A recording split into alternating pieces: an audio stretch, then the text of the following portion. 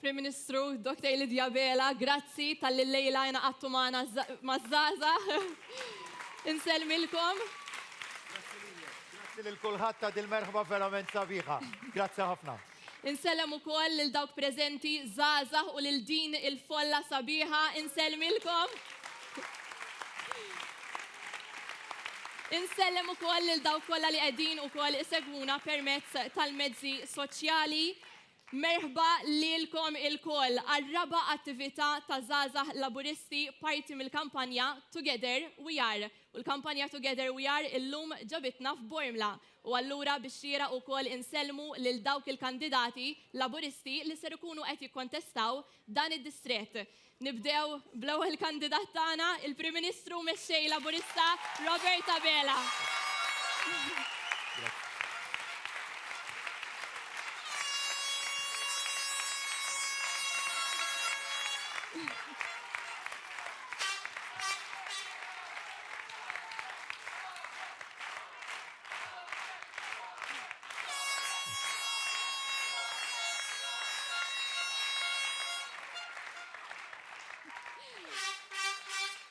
Inkomplu bil-lista tagħna Carmelo Abela, Chris Aġus,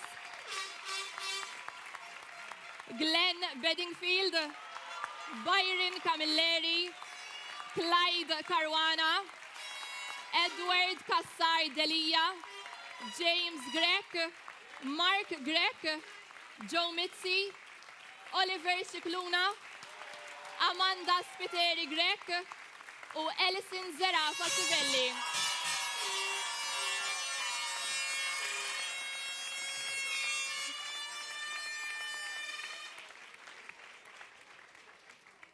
Prim Ministru, Dr. Abela, il-25 jum ta' kampanja elettorali. M'għandix dubju li kienet kampanja impenjattiva.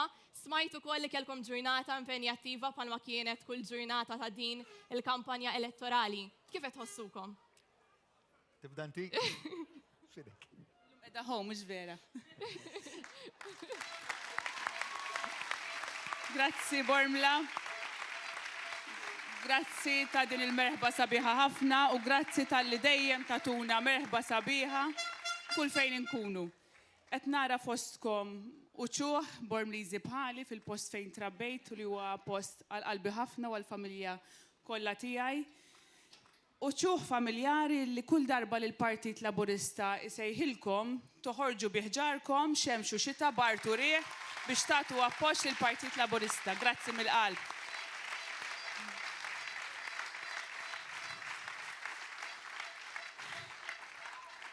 Qed nħossuna tajjeb għaliex qed inkunu ħafna fost in-nies, il-kampanja hija fl-aħħar mill-aħħar fuq in-nies, fuq iż-żgħażagħ, fuq l-anzjani, fuq il-poplu Malti u Awċi. Huwa hija tant esperjenza sabiħa illi qed tlaqqana man-nies, nisimgħu l-esperjenzi tagħhom, nies bidejat differenti, iżda kollha brida ċara, brida qawwija illi fi ftit tal-jiem oħra se jagħtu fiduċja biex jagħtu vot lil Malta flimkien.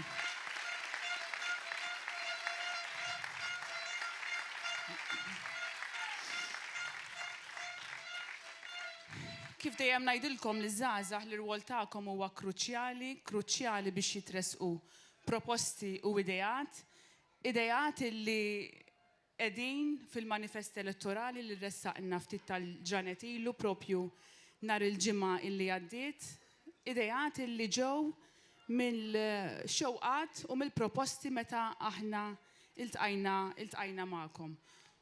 Tkellimna dwar dawn il-proposti u maħniex se nifqu nitkellmu dwarhom għaliex dawn il-proposti mhumiex sempliċiment inka bil-miktub imma huma proposti dwarkom, huma proposti dwar il-viżjoni li għandna għal dan il-pajjiż.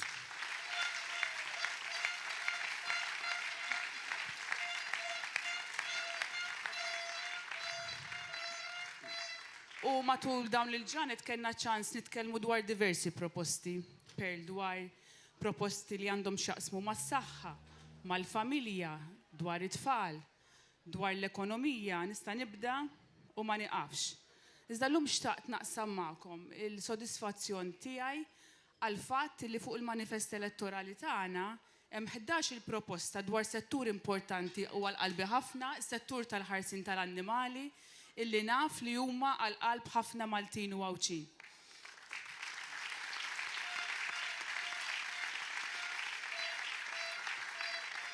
U fost il-proposti illi hemm dwar il-ħarsin tal-annimali hemm propju dwar il-għajnuna li se nagħtu ferm akbar lis-santwarji tal-annimali li jagħtu ħafna għajnuna lill-annimali billi jagħtuhom saqaf fuq rashom, jagħtuhom ken, jagħtuhom l-ikel u nagħtu sostenn ukoll lil dawk il-volontira kollha illi jaħdmu bla wafqin biex lil dawn l-annimali jieħdu ħsiebhom. Tajjeb ukoll nirrimarka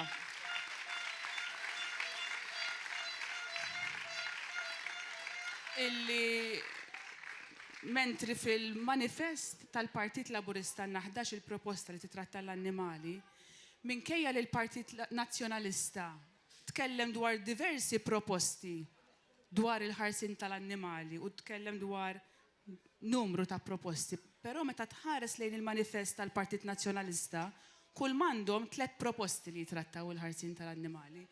Allura din hija turija ċara kemm il-Partit Laburista jagħti każ u fil-manifest tiegħu anka tkellem dwar min m'għandux vuċi biex jitkellem. U dan huwa messaġġ sabiħ dwar kemm il-Partit Laburista jagħti każ lil kulħadd.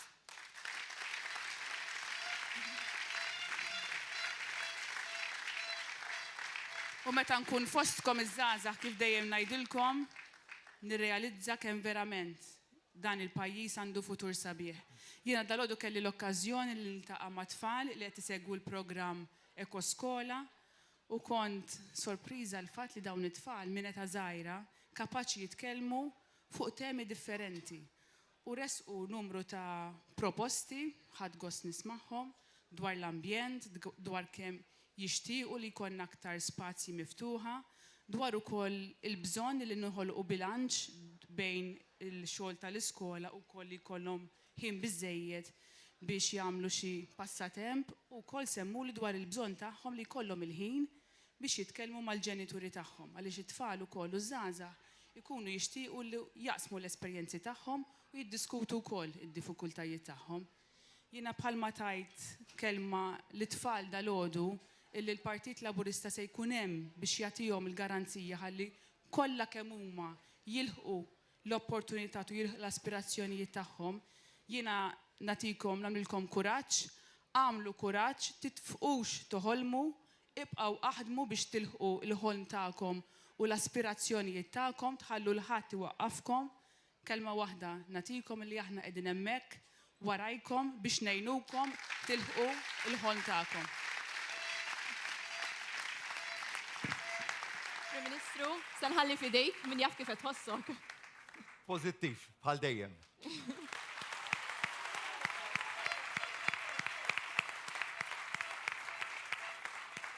Ġurnata oħra impenjattiva bħal ta' qabilha, bdejna dal-għodu bir-Żebbuġa l-Monti, mbagħad fil-qasam industrijali ta' Bulebel iltqajna mal-ħaddiema u mal-imprendituri.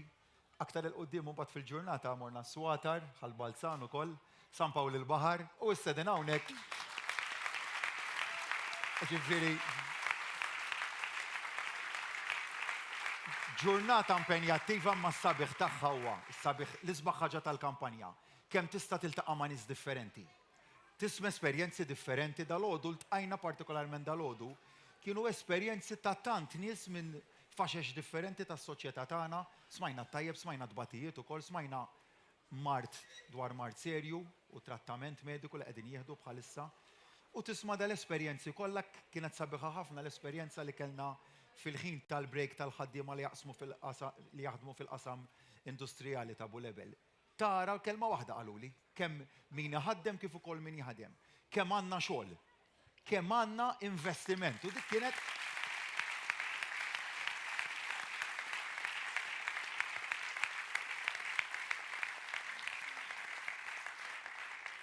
dak il-messaġġ li ħareġ mill-qasam industrijali ta' Bulebel vera jġalek taħseb. Għaliex illum waqt li għadna ħerġin minn pandemija u waqt illi l-Ewropa u l-bqija tad-dinja għaddejja minn dawn it-tensjonijiet bejn l-Ukranja u r-Russja, aħna għandna l-privileġġ f'dan il-pajjiż, privileġġ li ġie għax ħdimna ħafna liħ li għandna xogħol. Anzi llum titkellem dwar diffikultà li m'għandniex biżżejjed ħaddiema biex jaħdmu x-xogħol li hawn. Dak huwa problema ma hija problema fit-tajjeb ukoll. Imma nfakkar ukoll x'kien imbassar għal pajjiżna ftit ta' xhur ilu li jkollna qatt li jisbuq il-50,000 persuna, li jkollna ekonomija li tifriża. Illum għandna l-ikbar rata ta' tkabbir ekonomiku li hija prospettata fost is-27 stat membru tal-Unjoni Ewropea u l-aktar numru ta' nies li qed jipparteċipaw fis-suq tax-xogħol u l-anqas rata ta' qatt li kellu pajjiżna.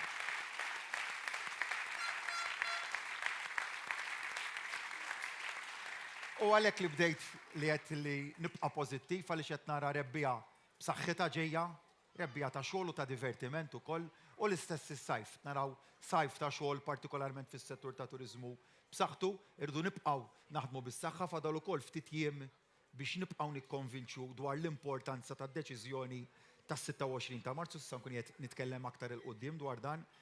Nidejn 1000 proposta imma biex dawk il-proposti dik il-ħolma ta' Malta flimkien titwettaq u ssir realtà għandi bżonn lilkom kollha. U hekk dal-messaġġ li nixtieq nibgħat.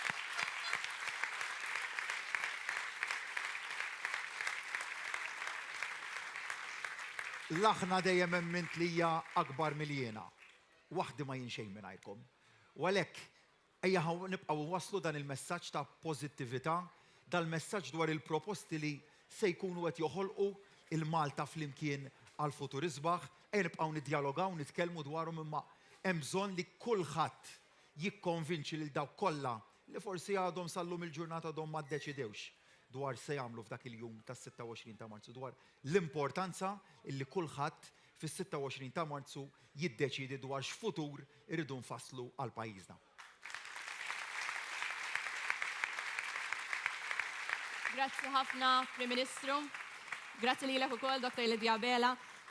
Illum din hija l-aħħar attività taħt tinda ta' żgħażagħ Laburisti, però il-kampanja Together We Are żgur ma tintemx hawnhekk. Fil-fatt inħeġġixkom sabiex tingħaqdu magħna nhar is-Sibt waqt pre-election party u nhar it-Tlieta waqt rally.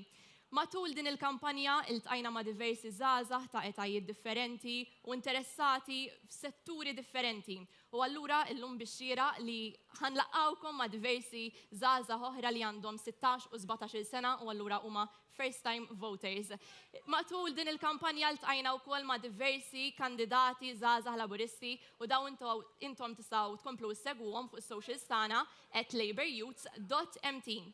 U fil-fatt illum ser nkunu qed nisimgħu minn diversi kandidati oħra u ser nibdew bl-ewwel intervent tagħna minn Clint Camilleri.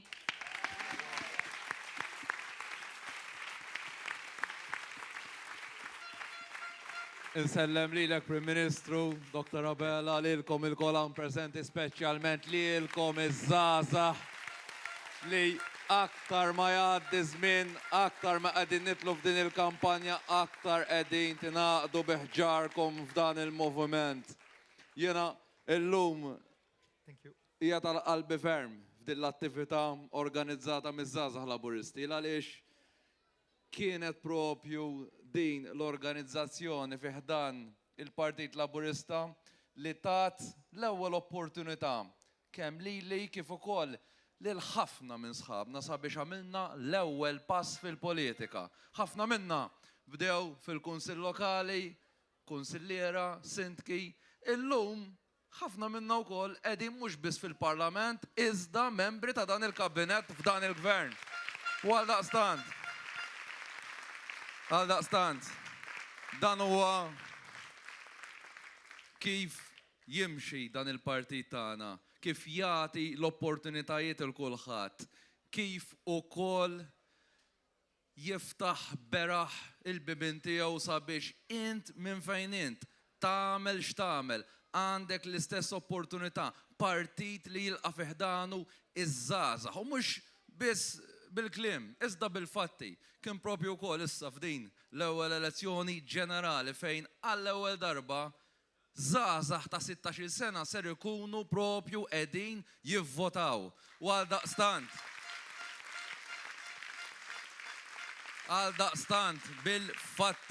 bil-fatti nemmnu fiż-żgħażagħ tagħna u iż-żgħażagħ tagħna ma narawhomx biss bħala dawk li rridu jmexxuna fil-futur, iżda anke fil-preżent.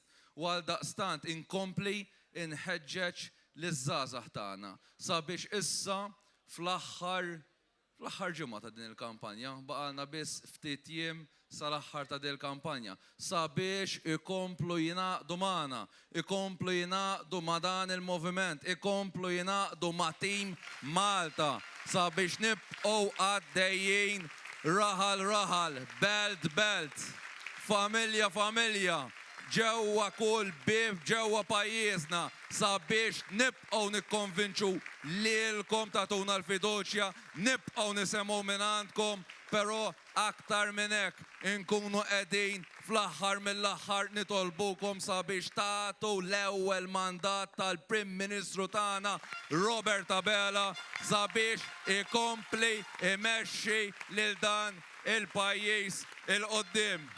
Robert Abela, il-Prim Ministru, żanżannieh mal-ewwel fil-Maltemp, mal-ewwel ġurnata fl-uffiċċju rajnieh jaqdef f'Maltemp u fi problemi u fi sfidi li qatt ma rajna ġewwa pajjiżna u forsi lanqas fid-dinja għall-inqas mill-aħħar tieni gwerra lil hawn.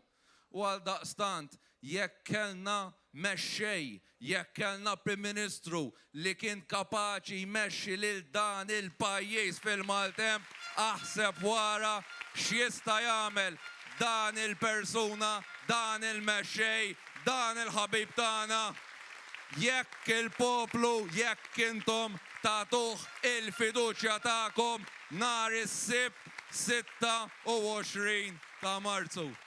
Nirringrazzjakom, insellmilkom u prosit li żgħażagħ laburisti tal-organizzazzjoni tagħkom u tal-ħidma tagħkom anke tul din il-kampanja. Grazzi. Grazzi ħafna tal-intervent tiegħek. Se ngħaddu issa l-intervent ieħor mingħand żagħżugħa Michela Kutajjar li hija studenta fl-istituzzjoni postsekondarja tal-Junior College.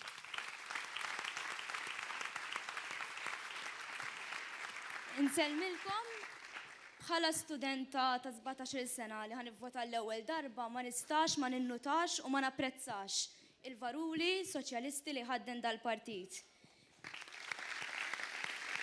Dawk il-valuri li bihom jaffaċċja tant realtajiet soċjali. Barra minn hekk bħala mara nieħu gost nisma' bi proposti progressivi bħal huma loti tal-morning after pill, tal-contraceptive pill u tal-IUD b'xejn. Hekk ukoll it-tqassim tal-prodotti mestruazzjoni ġol iskejjel, inizjattivi fost il-ħafna li żgur ser ikunu ta' għajnuna għal bosta nisa. Barra minn hekk inħoss li jikkundannaw ċertu stigma li għandna fis-soċjetà. Dawn il-proposti li laqtuni huma biss ftit mill-fatturi li għamlu li deċiżjoni naturali li l-ewwel vot tiegħi ikun favur il-Partit Laburista. Grazzi.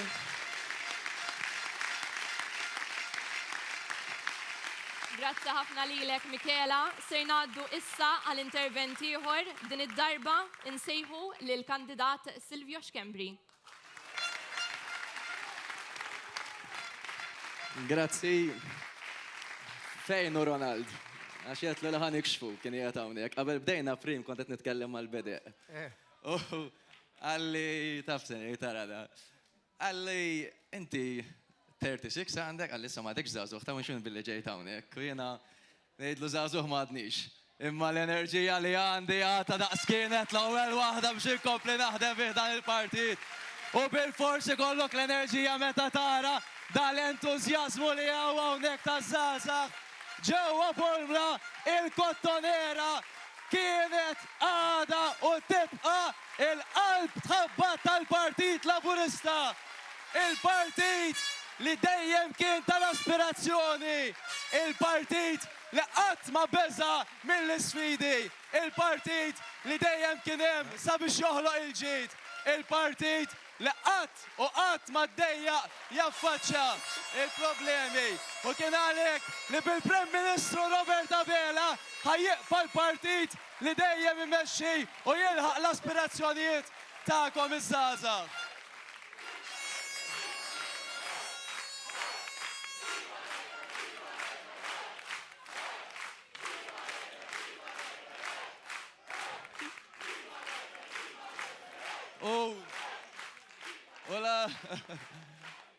La, għedin għawnek ovvjament Prim Ministru għedin ġobor mla żgur li ma nistawx ma nsemmux il-Mintoff. Mintoff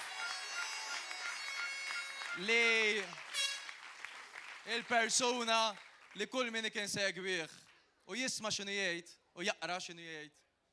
Jaf li dak kollu li kien jgħid għadu validu sal-ġurnata tal-lum.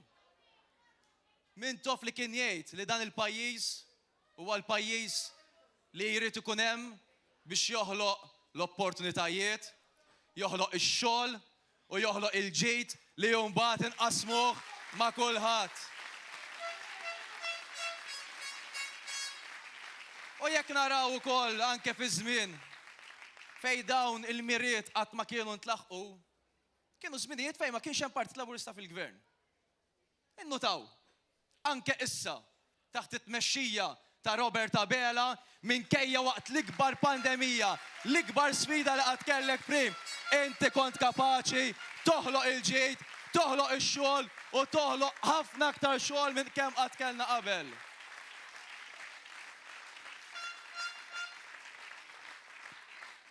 U għalhekk issa wasalna fi ftit jiem tal-għażla. L-għażla li tkellimna kif fil-passat il-Partit Laburista ħoloq il-ġid. Però aħna din illum hawnhekk biex nitkellmu fuq il-futur. Il-futur ta' Prim Ministru li wieħed u għandu programm ta' 1000 miżura ta' ġid li ħajkun qed joħloq għalikom. U għalhekk għandkom 1000 raġuni għalfej fis-26 ta' Marzu tivvotaw bikburija lil Partit Laburista u tagħtu l-ewwel mandat lil Prim Ministru Robert Abela. Kemm intom ix-xurtjati tat-tieni distrett li għandkom il-Prim Ministru joħroġ fuqkom hawnhekk u tim mill-aqwa tal-Partit Laburista kandidati li jitfu lill-Partit Nazzjonalista. U jekk taraw ukoll. Jekk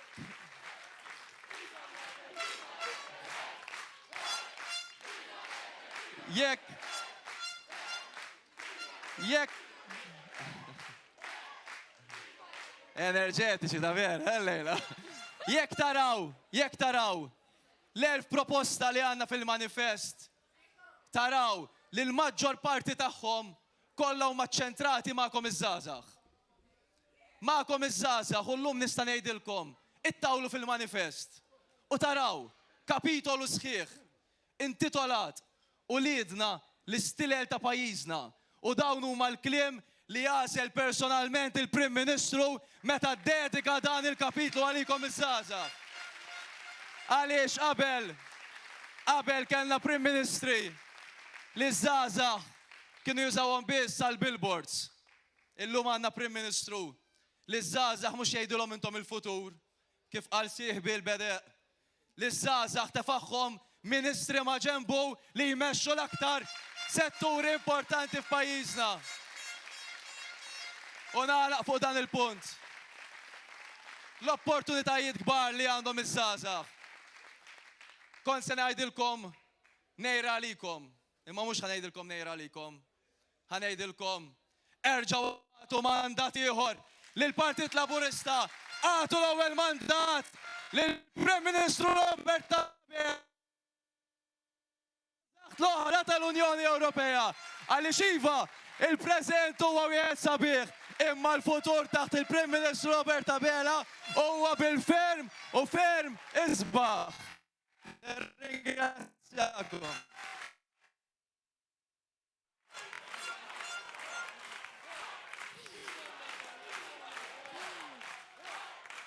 Grazzi ħafna hemmhekk tal-intervent tiegħek.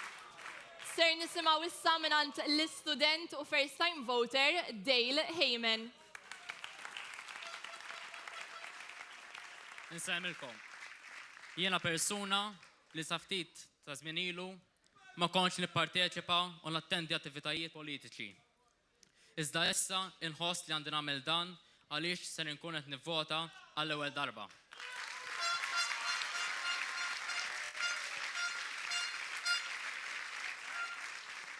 Qed nifli d-deċiżjonijiet politiċi għaliex għandna għażla fil-elezzjoni li ġejja. Ħajkolli nammetti li jiena trabbejt prinċipji li huma marbuta mal-Partit Laburista. Iżda dan għalkemm jiena familti kollha Laburista ma jfissirx li kollox perfett. Ser inkun qed nivvota għaliex inħoss li dan huwa dmir tiegħi. Inħoss li għandi opportunità li nagħżel jien xi tmexxija rrid fil-gvern. Inħoss ukoll li dan l-elezzjoni se tkun qed taffettwa l-futur tiegħi u għalhekk rid inkun jien li nagħżel din id-deċiżjoni u mhux inħalli l-ħadd ieħor jitkellem għalija.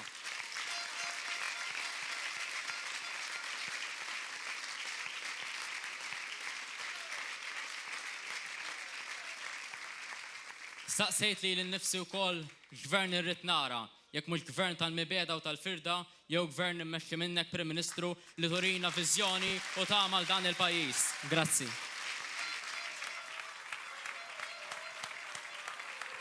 Grazzi ħafna Dale.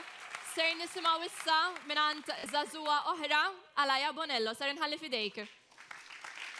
Grazzi u nsellmilkom. Jiena Alaja Bonello u jiena naqdef u nipparteċipa fir-regatta.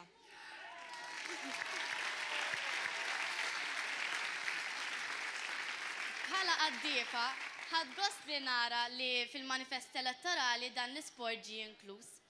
U bekk jiena qed inħeġġeġ iż-żgħażagħ biex joħorġu jiffutaw. Għax Prim Ministru, inti wkoll qiegħed qed tinkludi dan l-isport għax ħadd tagħmlilna l-ewwel rowing tank f'Malta kif ukoll qed tgħin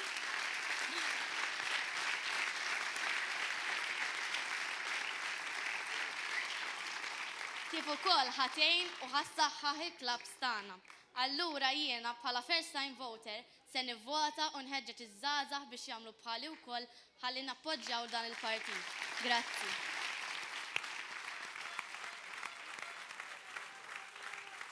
Grazzi ħafna tal-intervent tiegħek Alaja. Ser ngħaddu issa għall-aħħar intervent tagħna minn Matthew Ketkuti, il-Viċi President taż-Żgħażagħ Laburisti. Grazzi Bormla, l-qajtu l-inna żgħażagħ, grazzi Prim Ministru, Dr. Abiela. Ikolli nammetti waqt li kont qed nipprepara daqsxejn dad-diskors, dew ġejjin ħafna memorji ta' dawn l-aħħar 10 snin li involut. U jiena speċi minn daw il-memorji kollha li ma l-iktar memorja li ħanażel li nħoss li baqgħet ittimbrata f'moħħi. L-iktar memorja li baqgħet ittimbrata kienet id-diskussjoni meta dan il-partit daħal f'diskussjoni jekk għandux jaċċetta fiħdanu bħala membri iż-żgħażagħ ta' 14 sena. Insemmija għaliex biex inkun onest, jien konċettiku għax qed tisma' 14 sena possibbli hawn żgħażagħ li huma lesti mhux biss forsi jinteressaw xi ftit irwieħhom lemmu law fil-miżuri li joqtuhom iżda lesti jgħinu. Illum bi kburija ngħid illi kont żbaljat u kont żbaljat bi kbir. Din waħda mill-konfermi l-kbar ta' dan l-iżball kien ta' dan l-iżball li kelli jinsaw niftehmu sewwa, kien il-mittidejja, id-diskussjoni tal-mittidejja u rrid il-żgħażagħ flimkien ma' nies ikbar fl-età flimkien ma' anzjani waslet il-dan il-partit mhux biex joħroġ b'100 ideja imma biex joħroġ b'1000 ideja li llum saru wieħed mill-aqwa manifesti illi niftakar u nemmen illi il-maġġoranza tal-Maltin u l-Awċin jafu illi l-manifest jiftakar f'kull persuna iħobb x'iħobb u minu jgħix kif jgħix. Il-miżuri ta' żgħażagħ ovvjament il-miżuri tal-istipendju, il-miżuri tal-first time buyers, il-miżura tas-700 miljun fl-ambjent għax importanti ngħidu illi żgħażagħ mhix veru jinteresshom biss mill-miżuri li joqtuhom direttament bħall-istipendji kif semmejna, iżda jinteresshom ukoll f'miżuri illi ħajkunu qed isebħu il-dan il-pajjiż u allura il-futur tagħhom stess. Għaliex kif dejjem ngħidu iż-żgħażagħ għalkemm huma l-preżent huma wkoll il-futur. Fuq nota kemm xejn differenti jiena bħala persuna illi għandi għal qalbi ħafna il-motorsport. Forsi ftit jafu, però jiena ġej minn familja tal-motorsport u l-motorsport qiegħed għal qalbi ħafna. Xtaqt nirringrazzja il-Prim Ministru u l-Partit Laburista mhux biss għax it-trakka illi nafu fiċ-ċert illi issa se ssir, imma x'intlaħaq bilanċ tajjeb ħafna bejn il-passatemp u allura it-trakka u finalment bejn l-ambjent għaliex it-trakka ser issir f'post li huwa diġà żviluppat u allura l-ambjent hemmhekk ukoll mhux se jintmiss.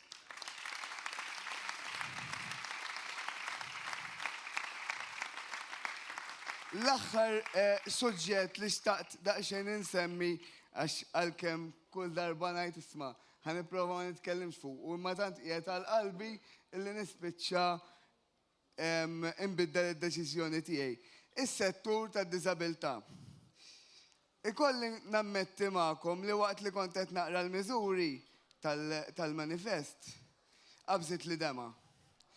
Dan għax waħda mill-miżuri li hemm fuq id-diżabilità hija propja issolvi sitwazzjoni illi personalment jiena madwar 11-12 sena ilu batejt ħafna ħabba fija. Kelli nidropja mill-kors tal-MCAST minħabba li dak iż-żmien ma kienx hemm miżura simili. Qed nirreferi għal miżura illi min ikollu l-għajnuna tal-LSA sabiex ikun jista' ilaħħaq ma' sħabu u allura jkun hemm dak li il-kelma propja tfisser l-inklużjoni, dak li vera tfisser l-inklużjoni.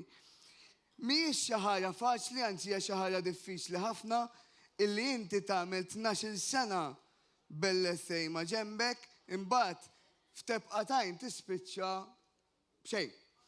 Veru illi għaxan min jargumenta isma' fid-dinja tax-xogħol waħdek tkun ma jkunx hemm LSAs ma' ġembek, u veru u nassigurakom li l-maġġoranza tal-persuni b'disabilità dak li jixtiequ. Però servizz bħal dak m'għandux jispiċċa f'daqqa, m'għandu jispiċċa gradwalment biex il-persuna tilħaq tidra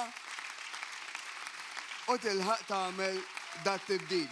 Din hija miżura li qiegħda mniżla fil-manifest jiena fisem in-nies u l-istudenti li se jużawha fil-futur nirringrazzjak Prim Ministru għax nemmen li ħad tagħmel tibdil kbir kemm lill-istudenti tagħna kif ukoll lill-familji tagħhom.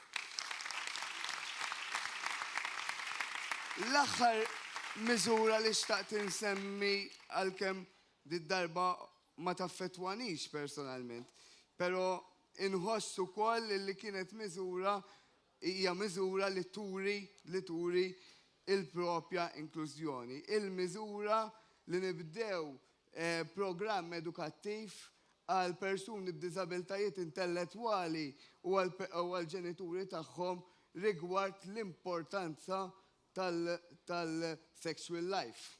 Għalfej, forsi veru illi persuna b'diżabilità tista' tidher differenti, kollha bżonnijiet differenti, però fl-aħħar mill-aħħar aħna rridu niftakru illi persuna b'diżabilità hija persuna u m'għandha xejn differenti minn ħaddieħor. Allura dak kollu li huwa tajjeb għal persuni hekk imsejħa normali huwa tajjeb ukoll għal persuni b'diżabilità. U hemmhekk nerġa' nirringrazzjak.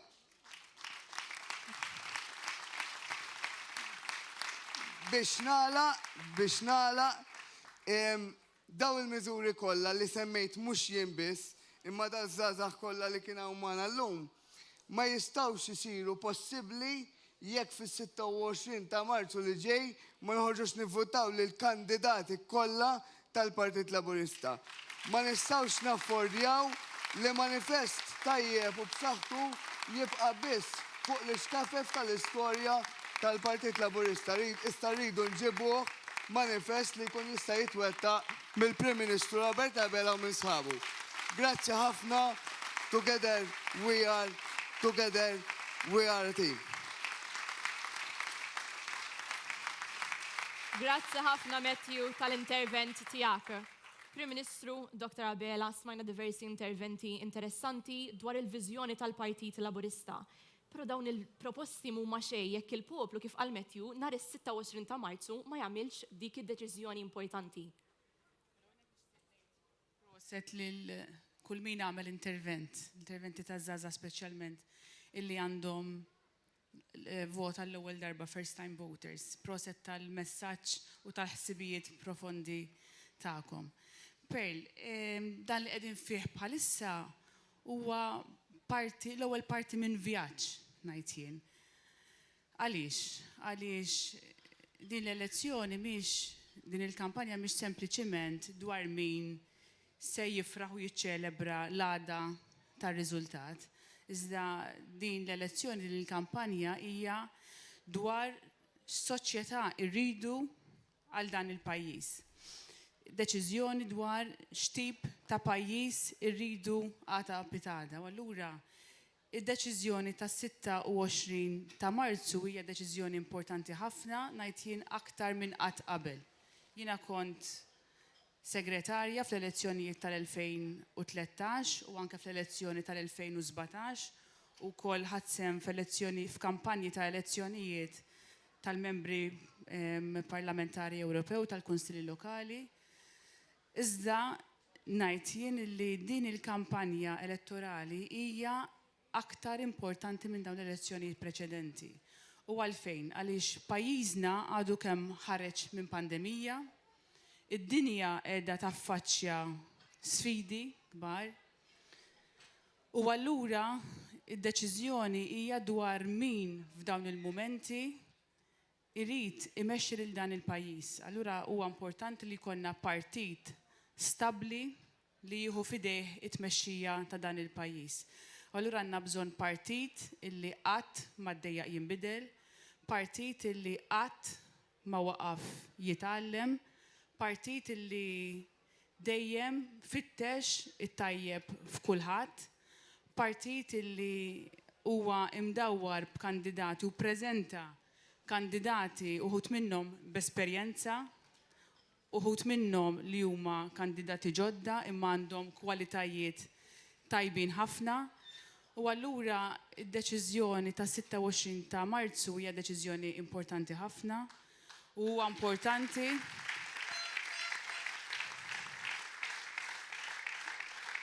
hija importanti wisq biex ma tivvutax.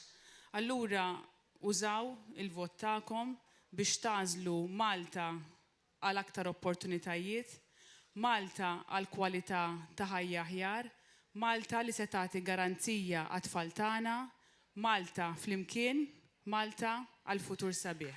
Grazzi. Prim Ministru, nħalli fidejk sabiex tagħmel ir-rimarki tiegħek.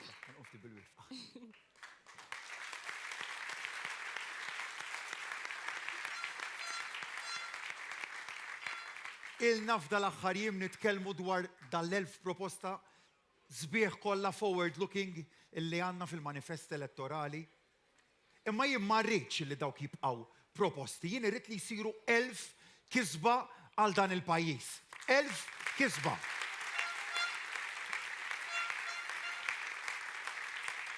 Imma nhar is-Sibt jibdew jivvotaw, nhar is-Sibt ta' din il-ġimgħa jibdew jivvotaw l-Awċin u l-Maltin. U fadal eluf ta' voti li għadhom mhux miġbura. Dak ifisser nies li sal-lum għadhom qed jaħsbuha jekk hux se jkunu qed jiddeċiedu dwar il-futur ta' pajjiżna. Kemm importanti li kull wieħed u waħda minna jagħti d-deċiżjoni tiegħu dwar x'futuri qed jara l-uliedna, għall-anzjani tagħna, għall-istudenti tagħna, għaż-żgħażagħ, għan-negozji tagħna, għall-impjiegi f'pajjiżna. Dik hija d-deċiżjoni li se nkunu qegħdin nieħdu fis-26 ta' Marzu. Id-deċiżjoni dwar il-futur ta' pajjiżna.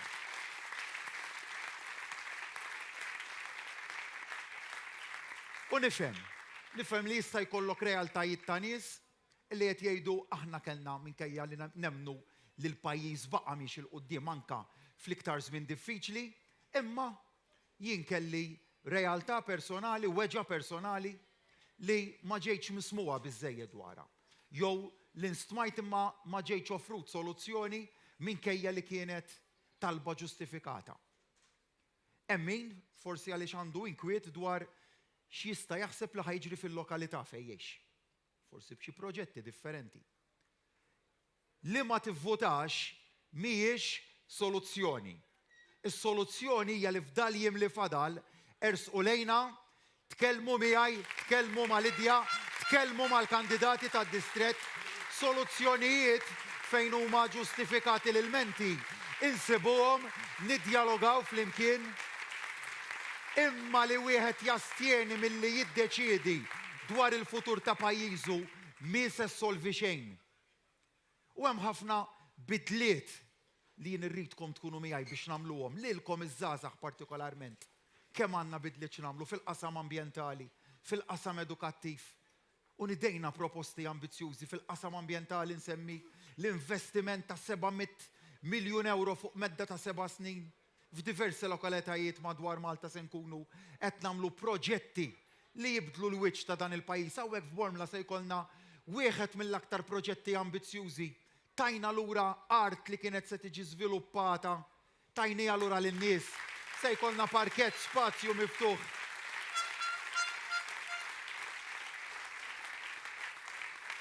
Qed nara l-Klint proġetti fir-Raba Tawdex madwar il-gżira kollha. F'San Ġwan, f'Birkirkara, Santa Venera, f'Triq Sant'Anna. Proġett verament sabiħ. Imma dal-bidliet għandi bżonn lilkom biex inkunu nistgħu nwettquhom u nagħmluhom realtà.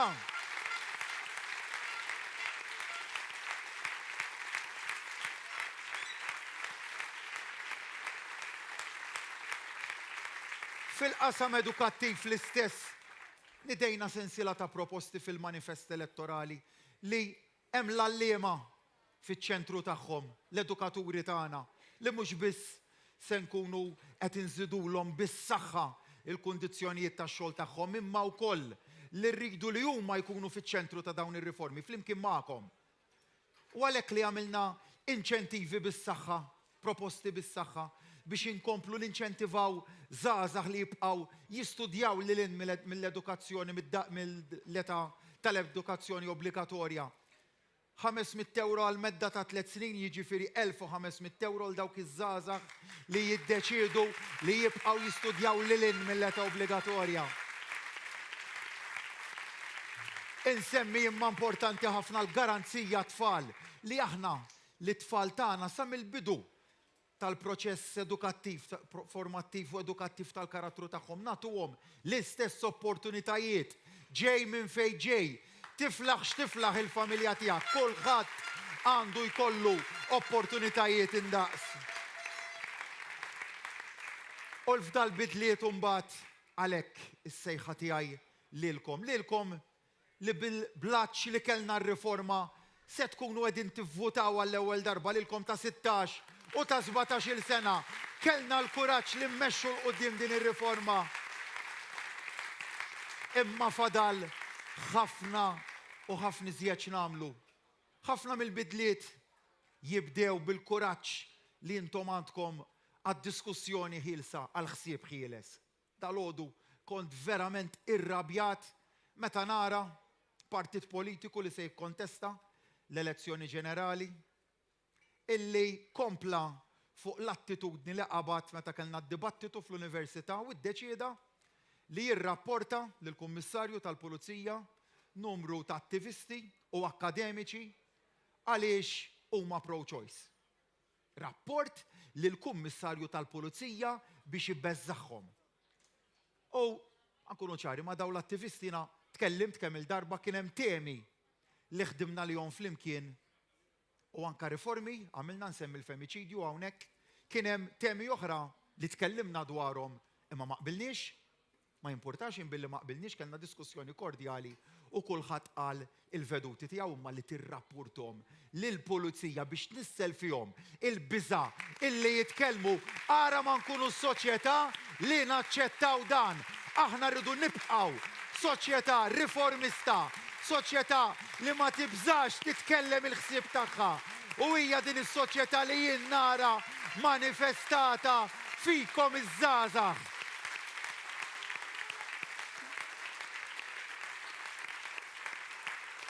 U għalhekk iva aħna l-moviment li nnejxu għall-bidla li demna ibaqbaqa r-riformi. Tkunu qatt u m'għandix għalfejn ngħidilkom, tkunu qatt nies li taċċettaw l-status quo, l-kumdità tal-li nibqgħu kif aħna. Dejjem immiraw għall-bidla. L-status quo nafu x'ġab fih lil pajjiżna qabel l-2013. Ara kemm saret inġustizzja ma' pockets minoritarji fis-soċjetà tagħna. Araw x'bidliet għamilna fir-riformi ċivili wara l-2013. Bidliet enormi f'dan il-qasam u rridu nibqgħu nagħmlu wara taħsbux li għamilna biżżejjed. Mal-ewwel mid-ġurnata jekk ningħataw il-fiduċja se nkunu qegħdin nagħmlu riformi fil-liġi tal-IVF li se jagħtu opportunità lil ħafna koppji li ma jistgħu sal-lum isiru ġenituri li jistaw jisiru ġenituri. Ejjew ħalli dik ir-riforma nagħmluha flimkien. Ejja ma nkunux dak il-pajjiż li lil dal-koppja jgħidilhom sifru barra l-pajjiż u waraw intom. Jew li jgħidilhom m'hemmx tagħmel, issieħbu mal-Partit Nazzjonalista dik is-soluzzjoni li tawhom. Ejja ma nkunux aħna li niddeludu lil dal-koppji. Tajthom kelma ċara. Issa dik il-kelma li tajnihom irridu nwettquha u nagħmluha realtà. Imma dan kollu ma jistax iseħħ jekk fis-26 ta' Marzu in-nies jiddeċidu li jibqgħu id-dar jew li jekk issa ma jiġbrux il-vot tagħhom u jieħdu l-għażla li jastienu f'dak il-jum. Hija għażla wisq importanti biex dak li jkun jiddeċiedi li jibqa' d-dar. Qegħdin f'mument ta' sfidi ġodda madwar id-dinja li jeħtieġu tmexxija kredibbli u kompetenti. Jiena nsaqsikom. Tafu, waqt pandemija, deċiżjonijiet kruċjali li setgħu marru naħa jew oħra d-deċiżjonijiet. Kellna tim ta' nies illi dejjem flimkien ħadna d-deċiżjonijiet it-tajbin, illum huwa tim li huwa tried and tested u magħna tafu fejn qegħdin. Tafu minn jien għandi l-fiduċja fih li jmexxi l-finanzi tal-pajjiż, l-ekonomija, li jmexxi l-lawdex, li jmexxi s-saħħa. Tafu minn huma n-nies li jmexxi l-qasam tal-enerġija, il-qasam tal-investiment. Tafu nies li fl-iktar momenti diffiċli u rew l-istoffa tagħhom. U tħares lejn il-Partit Nazzjonalista u tafu x'taraw fil-kandidatura tiegħu baħħ ta' kwalità ta' kandidatura. U dawn huma l-istess nies li jridu jmexxu lil pajjiżna f'mument ta' rkupru ekonomiku, f'mument fejn id-dinja għandha dawn l-isfidi qudiemha, f'mument fejn qegħdin taraw madwar l-Ewropa x'qed jiġri fil-qasam tal-prezzijiet tal-enerġija. Prezz tad-diesel li irdoppja. Prezz tad-diesel dillum bat li xi ħadd mill-Olanda. Aktar mid-doppju ta' dak li għandna f'pajjiżna. L-istess qed jiġri fuq il-prezz tad-dawl, tal-fuels l-oħrajn ukoll, tal-gass. Aħna weda ċara li ħanżommu l-prezzijiet tal-enerġija stabbli. Ħadd ieħor qal jolew barra u jolew Malta. Dak li qalilna. U għalhekk l-importanza l-kruċjalità nsejħilha ta' din id-deċiżjoni. Żbalji għamilna fil-passat u rrikonoxxejnihom. Għalhekk iġġeddidna. U għalhekk għamilna commitment ċar illi dan il-moviment imbidel ukoll. Imma għamilna ħafna tajjeb ukoll mill-2013 il-qudiem, ħafna tajjeb. Saħħaħna l-ekonomija ta' pajjiż, ħloqna x-xogħol, tajna opportunitajiet lil kulħadd, saħħaħna l-qasam ta' drittijiet ċivili. Saħħaħna l-pensjonijiet, saħħaħna s-settur edukattiv fuq kollox imma kellna prinċipju li gwidana, dak li nkunu dejjem man-nies. Dak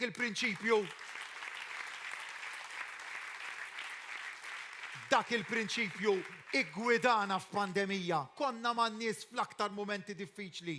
Il-peace qatt ma tfajnieh fuq in-nies, imma rfajnieh aħna. U għalhekk bl-istess mod irridu nibqgħu mixjin jekk il-poplu jagħtina l-fiduċja tiegħu fis-26 ta' Marzu li nibqgħu gvern għan-nies.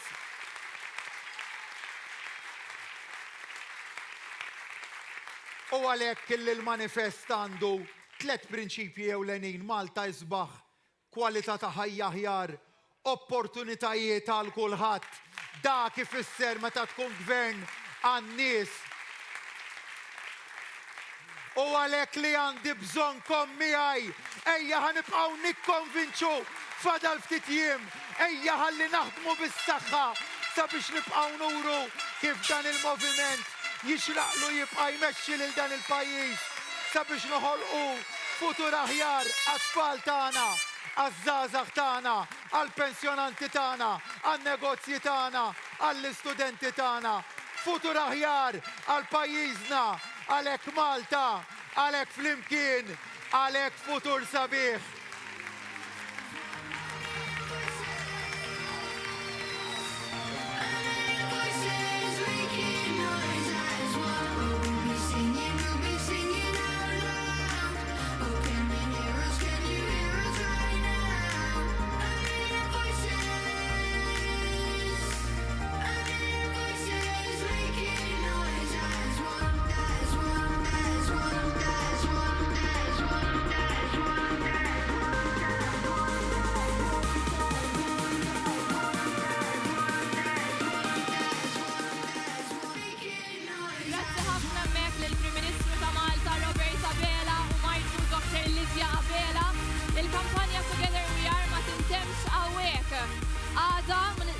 niltaqgħu mal-istudenti ġewwa l-MCAS permezz ta' Action Day u biżjara tal-Prim Ministru Roberta Bela, niltaqgħu wkoll nhar is-Sibt ġewwa Sky Club f'Pateville u mbagħad nhar it-tlieta għall-akbar u l-aħħar rally ta' żgħażagħ Laburisti ġewwa Ġampula Main Room. Insellmilkom.